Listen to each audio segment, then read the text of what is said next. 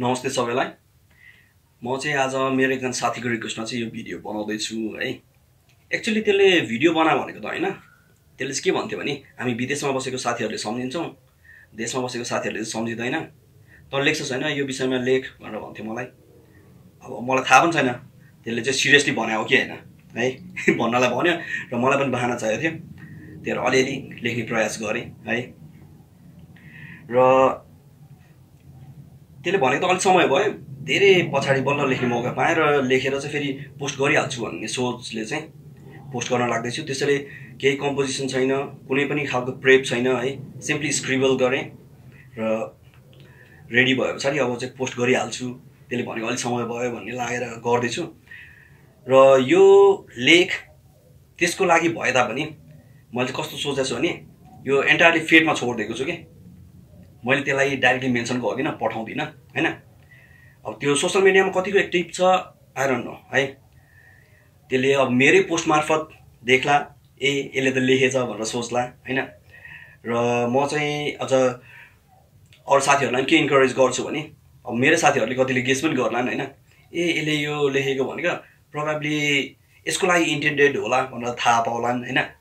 तर पनि उनीहरूलाई यो प्रोसेसलाई स्पोइल नगर्नु भन्छु, बरु सेयर गर है, सक्दो सेयर गर र तिमीहरूकै पोस्ट मार्फत बरु त्यसले थाहा पाओस् सुन्दरले लेखेछ, मैले भनेको थिएँ लेखिसकेछ, पोस्ट पनि गरेछ भनेर थाहा पाओस् हैन। र मैले यो कुरा कसैलाई पनि भनेको छु जस्तो मलाई लाग्दैन। यदि मैले कसैलाई भनेको छु भने तिमीहरू सबजना चुप लाग है, चुप लाग, हेर, बरु सेयर गर हैन सक्दो। तर यो प्रोसेसलाई चाहिँ स्पोइल नगर, त्योसम्म चाहिँ यो त्यसलाई थाहै नभएको नपुगोस् के है, त्यो सोचेको छु। र मैले अलिकति लेख्ने प्रयास गरेको छु है। र त्यही कुरालाई चाहिँ अब सिम्पली कविता वाचनको रूपमा चाहिँ प्रस्तुत गर्नेवाला छु।